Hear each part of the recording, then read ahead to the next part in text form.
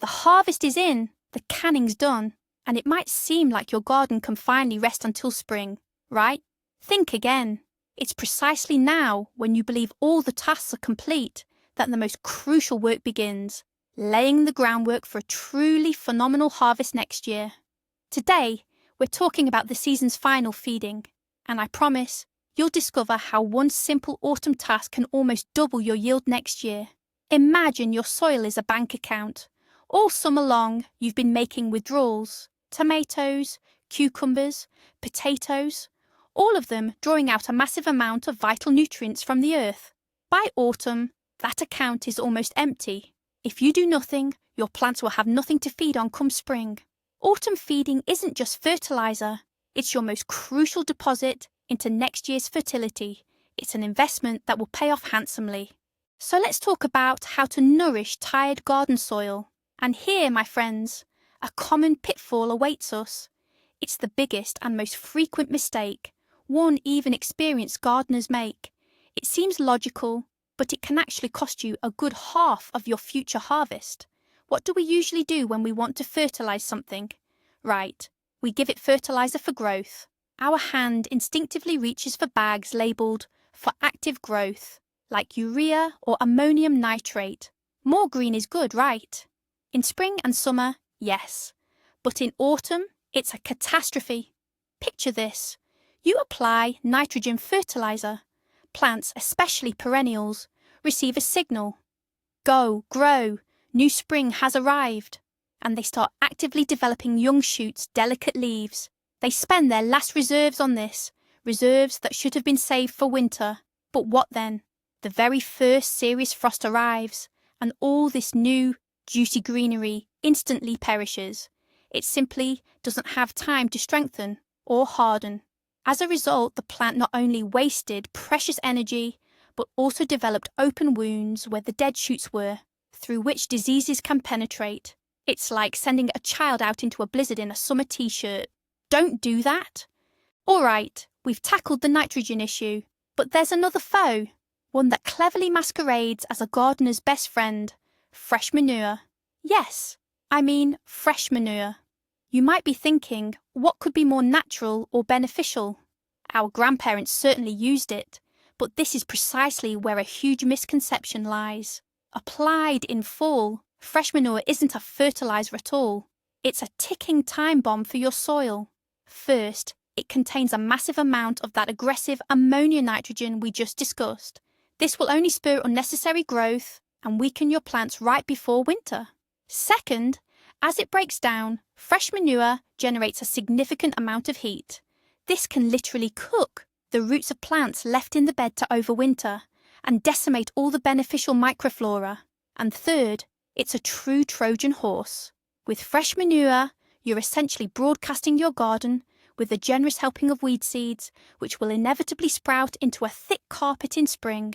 Plus, you're introducing pest larvae, like those from May beetles, and fungal disease pathogens. So remember this rule, once and for all. Fresh manure belongs in a distant compost pile, where it needs to mellow for at least a year. For your garden beds, we'll be using something entirely different. Okay, so we've covered what you absolutely shouldn't be doing. But what should be your focus? This is where our key autumn players step into the spotlight. Remember these two names, phosphorus and potassium.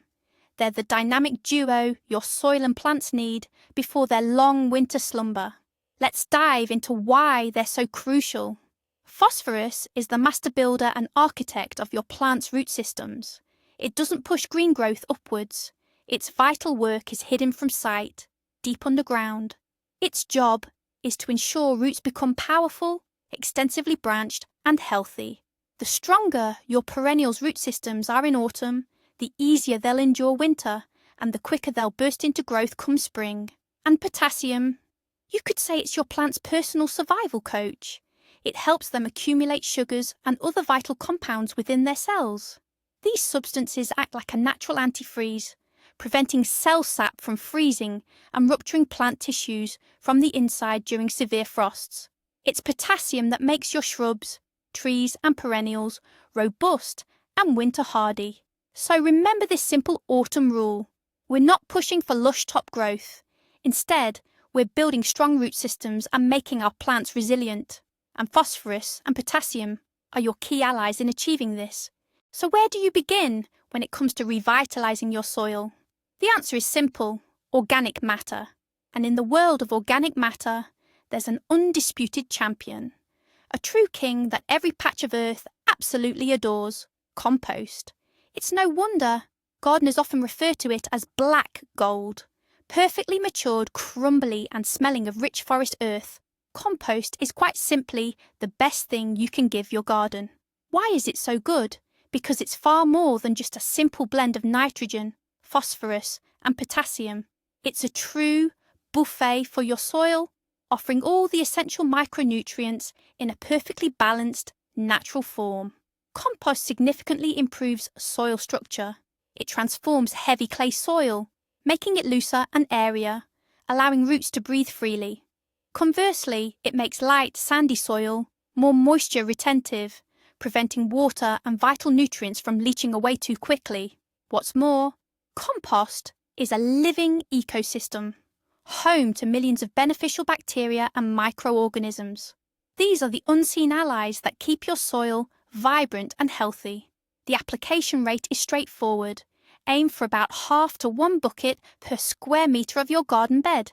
Spread it evenly and lightly incorporate it into the topsoil, either by shallow digging or by working it in with a cultivator. It's not just food, it's medicine and vitamins for tired, depleted soil. But what if you don't have enough good, mature compost yet, or it's simply unavailable? Then another proven champion of soil fertility comes to the rescue. That's well-rotted manure, or as gardeners often call it, fully decomposed manure. And I want to emphasise, 3 times over, the word well-rotted. This is crucial. Unlike fresh manure, which can burn roots and introduce diseases, well-rotted manure is a completely different product altogether. It has undergone all stages of decomposition, lost its excess ammonia, weed seeds within it have been killed off, and its nutrients have transformed into a readily available form for plants. Good, well-rotted manure is dark, loose, almost uniform in texture, and smells like rich earth, not what it once was. Just like compost, well-rotted manure greatly improves soil structure and enriches it with valuable humus. It works slowly, gradually releasing nutrients over several years. This is the true long-term investment in the health of your garden.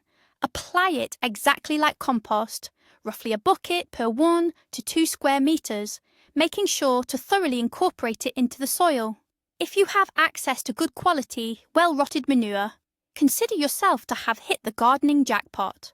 Many home gardeners often underestimate another incredibly valuable organic fertilizer, and that's a real shame. We're talking about plain old wood ash from your fireplace or barbecue. Just make sure it's from clean, untreated wood. No particle board, laminate, or painted lumber, as those are full of harmful chemicals. Wood ash is a genuine natural concentrate of potassium and phosphorus. What's more, the potassium in ash is in the form of potash, which is incredibly easy for plants to absorb. Beyond that, it also contains calcium, magnesium, boron, and iron. Essentially, almost a full spectrum of trace minerals in microdoses. Think of it as a complete multivitamin for your garden soil. But wood ash has another fantastic property. It's an excellent soil neutralizer.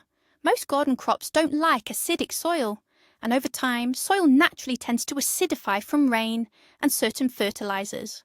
Adding wood ash gently, yet effectively, normalizes the pH, creating ideal conditions for both your plants and beneficial soil microorganisms to thrive. On average, apply 1 to 2 cups of ash per square metre of garden bed, spreading it evenly before tilling or digging.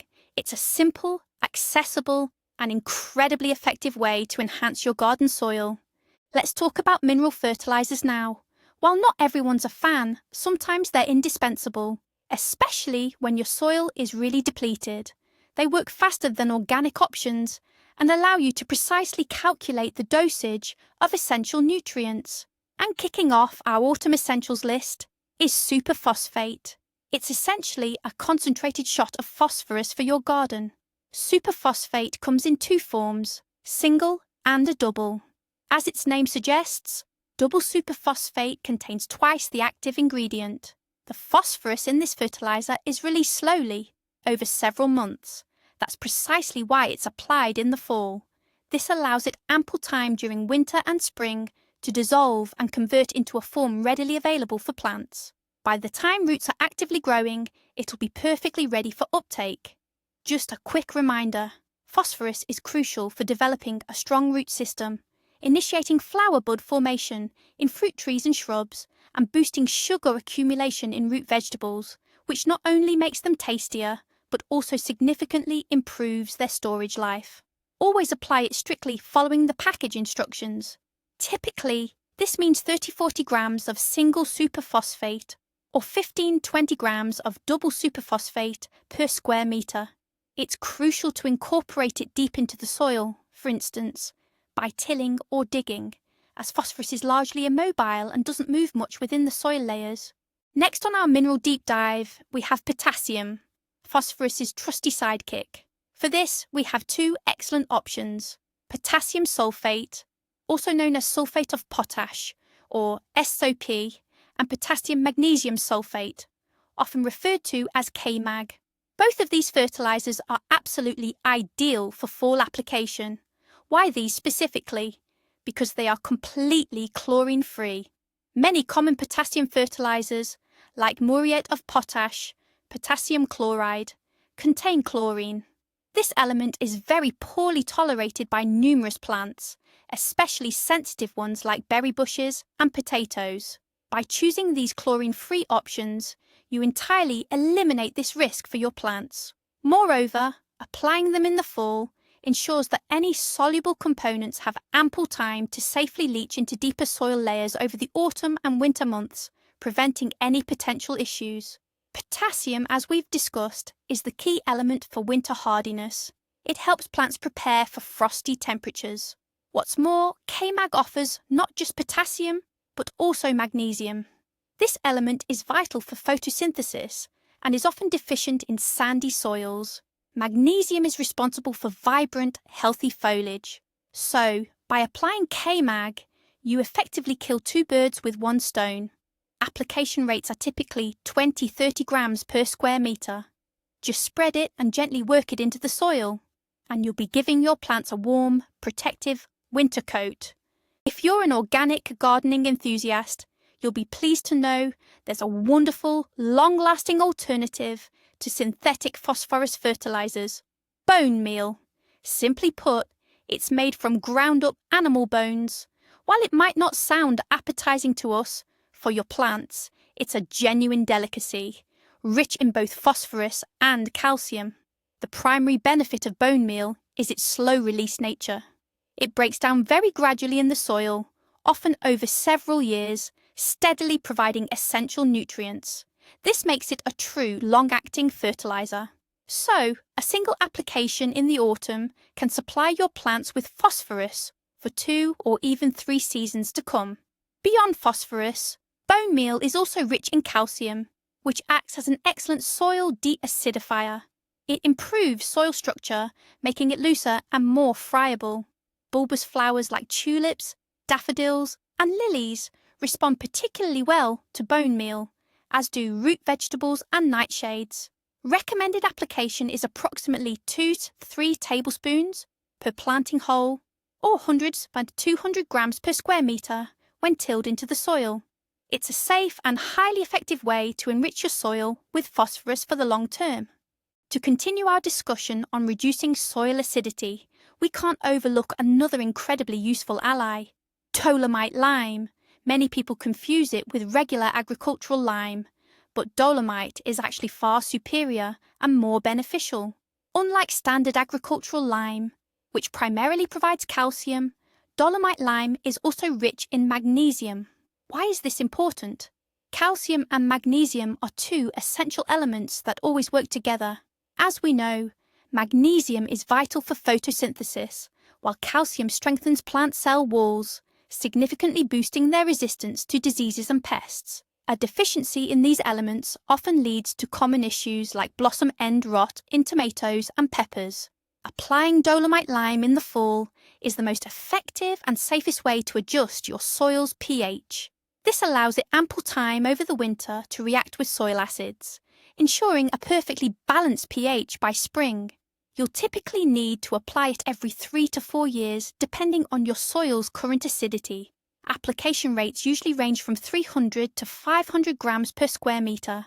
Simply spread it evenly over the surface and then work it into the soil. This simple step will significantly improve the health and vitality of your soil. Now let's talk about one of the easiest yet most effective ways to fertilise and revitalise your garden soil: planting cover crops. What exactly are cover crops? They are plants we grow, not for their harvest, but for the incredible benefits they provide to the soil itself. They're often referred to as green manure. How does it work? In the fall, right after you've harvested your main crops, you sow these empty garden beds with specific plants, for example, mustard, phacelia, rye, or oats. These plants grow incredibly fast, establishing a substantial amount of green matter before the first hard frosts hit. Their extensive root systems penetrate deep into the soil, naturally aerating and improving its structure far better than any shovel ever could.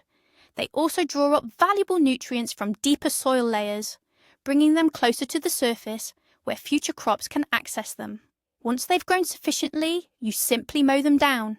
You can either incorporate this green material directly into the soil or leave it on the surface as a protective layer of mulch. Over the winter, this green mass will decompose, turning into rich, valuable humus that feeds your earthworms and beneficial soil microbes. What's more, some cover crops, like mustard, release compounds that naturally help to sanitize the soil and deter common pests, such as wireworms. It's truly like a luxurious spa treatment for your tired garden soil. Now let's dive into specific crops, as each has its own unique preferences. We'll begin with strawberry patches. These berries are real heavy feeders, especially when it comes to potassium. Over the growing season, they deplete the soil of it in significant amounts. If this nutrient isn't replenished, the following year you'll see fewer, less sweet berries, and the plants will overwinter poorly. So, the key task after harvesting and trimming runners is to return that potassium to the soil. Wood ash is the perfect choice for this. It not only provides potassium in an easily absorbable form, but also slightly raises the soil's pH, which strawberries absolutely love. Spread about a cup of ash per square metre of your strawberry patch. It's also highly beneficial to apply well-rotted compost or aged manure around the plants. This will provide comprehensive nutrition and improve the soil structure around the roots. However, be extremely cautious with fresh manure and nitrogen fertilizers. An excess of these in autumn can trigger outbreaks of grey mould and weaken the plants before winter. So for strawberries, our autumn motto is more potassium and organic matter, less nitrogen. But the beds where your favourite tomatoes, peppers, eggplants and potatoes grew all summer long require a completely different approach. All these plants belong to the nightshade family, and they share a common problem and a common need. The problem is called late blight, and the need is calcium. Nightshades deplete the soil of a significant amount of calcium. A deficiency in calcium is a direct path to an unpleasant disease like blossom end rot, where the ends of the fruits begin to blacken and rot. To prevent this from happening next season, it's crucial to replenish the calcium supply in the fall. So, what do we do? Before tilling, incorporate dolomitic lime, bone meal, or wood ash. All of these amendments are rich in calcium. Additionally, nightshades are big fans of phosphorus. So, adding superphosphate to these beds will be highly beneficial. It will help future plants develop a strong root system and produce more flower trusses. However, applying fresh manure to nightshades in the fall is strongly discouraged. It can become a source of fungal diseases, which this plant family is already prone to. Alright, we've got our fertilizers, but how do we apply them to ensure they deliver maximum benefit? The most wasteful thing you can do is simply scatter the granules on top of the soil and leave them exposed. This is particularly true for phosphorus fertilizers. The issue is that phosphorus, as we've discussed, is largely immobile in the soil. It barely moves with water. If you leave it on the surface, that's where it will stay, and it simply won't reach your plant's roots. Potassium and nitrogen are more mobile, but it's still best to work them into the soil to prevent nutrient loss. That's why the golden rule for fall application is simple. Spread it, then work it in. Once you've evenly distributed the fertilizer across the bed, you absolutely must dig it in to the depth of a spade, or at the very least, thoroughly loosen the soil with a garden hoe or cultivator to a depth of 10-15 centimetres, 4-6 inches. By doing this, you're placing those essential nutrients exactly where they'll do the most good, right in the root zone where new roots will develop. This simple action can boost the effectiveness of your feeding regimen by several times. Another absolutely crucial point is dosage. In gardening, the more is better rule simply doesn't apply. Quite the opposite, an excess of fertilizer can be far more detrimental than too little. This is known as overfeeding. You could literally burn the soil, wipe out beneficial microbes, and create a toxic environment where your plants simply can't thrive. Too much of one nutrient can actually block the uptake of another. For example, overdoing it with potassium can lead to a deficiency in both calcium and magnesium. So always carefully read the instructions on your fertilizer packaging. Manufacturers provide recommended application rates in grams per square metre for a very good reason. If you don't have a kitchen scale, household items can help. A standard matchbox usually holds about 20-25 grams of granular fertilizer, and a tablespoon holds 15 to 20 grams. It's always better to slightly underdose than to overdose. Your soil, much like your body, thrives on balanced nutrition, not a sudden overload of chemicals. Be precise, and your garden will thank you for it. We've spent a lot of time discussing vegetable beds, but a garden is so much more than just veggies. Our fruit trees and berry bushes, think apples, pears, currants and raspberries, have also been working hard all summer, generously providing us with their bounty. Now they too need to replenish their energy reserves and build up strength before the long winter. Full fertilization for perennials is arguably even more crucial than for annual vegetables. This is precisely when they are developing the flower buds for next year's harvest. Their ability to withstand winter, and consequently their long-term health and productivity, hinges on how well they are prepared now. The principle here remains the same: avoid nitrogen and focus heavily on phosphorus and potassium. Apply fertilizers within the drip line of the trees and shrubs, not right up against the trunk, but rather around the perimeter of the canopy.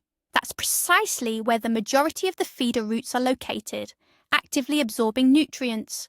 You can either uniformly broadcast the fertilizer and lightly work it into the soil, or create several small holes or trenches, about 15 to 20 centimeters deep, fill them with fertilizer, and then cover them. This method ensures a direct and targeted delivery of essential nutrients straight to the roots. Of course, we can't forget our garden queens, the roses, along with other beloved ornamental shrubs like hydrangeas, lilacs, or spireas. They've delighted us with their abundant blooms all summer long, and now it's our turn to help them safely survive the winter and gather strength for the next season. For roses and other flowering shrubs, an autumn dose of potassium is a true elixir of life.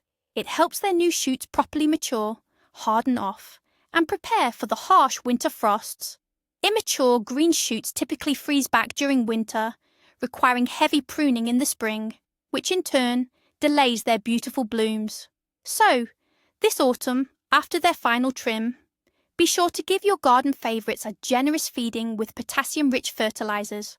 Perfect choices include potassium sulfate or sulfate of potash magnesia. You can also use wood ash. This vital autumn boost will not only enhance their cold tolerance, but also encourage the development of a greater number of flower buds, meaning next year's blooms will be even more prolific and vibrant. Just a little autumn care now will ensure your roses repay you with a truly royal display. So let's tackle a common question. Can you mix organic and mineral fertilizers? The answer isn't just yes, it's absolutely, and you should. This is one of the best strategies for truly improving your soil. This approach is often called organo-mineral and it genuinely lets you get the best of both worlds. Picture this. Organic matter, think compost or well-rotted manure, is your foundation. It's a long-term investment that improves soil structure, boosts water retention and fertility, and nourishes beneficial microorganisms. Organic matter is truly the daily bread for your soil.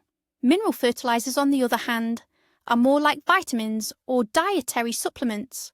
They allow you to quickly and precisely correct specific nutrient deficiencies. For instance, if you notice your soil is low on phosphorus, you can add superphosphate. Or if you spot signs of potassium deficiency, you'd apply potassium sulfate. Combining organic matter with mineral fertilizers creates an incredible synergistic effect. Beneficial microorganisms from the compost help plants absorb those mineral elements more efficiently, while the mineral fertilizers, in turn, accelerate the decomposition of organic matter. So go ahead and combine them. A bucket of compost plus a handful of superphosphate and wood ash per square metre makes an excellent autumn cocktail for any garden bed. Now that all the fertilizers are applied and worked into the soil, there's one final yet crucial step: mulching. Many people think mulch is only for summer, to conserve moisture and control weeds. However, autumn mulching is equally, if not more, important. So, what exactly is autumn mulch? Think of it as a protective blanket for your soil. After you've fertilized and prepared your garden beds, cover them with a layer of organic material. This could be grass clippings, fallen leaves from healthy trees, straw, peat, or mature compost. Aim for a mulch layer about 5 to 10 centimetres thick. Why is this so important? Firstly, mulch protects the soil from freezing and drastic temperature fluctuations. Beneath this blanket, the soil stays warmer for longer, allowing beneficial microorganisms and earthworms to continue their work, breaking down the fertilizers you've applied. Secondly, it safeguards the soil from wind erosion and runoff. And thirdly, by spring, this mulch layer will have partially decomposed, becoming an additional source of nutrients for your plants. It's a simple yet elegant way to complete your autumn preparations and leave your garden beds cozy and well protected for the winter. And now, for the most crucial part. Do you know what the biggest mistake in fall garden care is? It's not using the wrong fertilizer. The biggest mistake is doing nothing at all. Many think the season's over and the soil just sleeps, but that's far from the truth. It's precisely in autumn and winter, even under a blanket of snow, that slow but incredibly vital processes occur in the soil. The phosphorus and potassium you apply don't just wash away, they slowly transform into a form readily available to your plants. Beneficial bacteria are hard at work, breaking down organic matter and creating rich, fertile humus. Essentially, you're giving your soil a long, slow meal, 6 months to quietly digest it and prepare a veritable feast for your plants come spring. This unhurried strategic autumn step is what separates a good harvest from an outstanding one. You're not just feeding the soil, you're programming your future success. To sum it up, remember 3 simple rules. In autumn, we say a firm no to fresh manure and nitrogen, and a confident yes to phosphorus, potassium, and organic matter. It's a simple formula that will revolutionize your gardening approach. Thanks for watching this video to the end. If you found it helpful, please give us a like and subscribe to the channel so you don't miss our spring secrets. Now for a question for you. What do you feed your garden in the fall? Share your tried and true recipes and hacks in the comments below. Let's exchange experiences.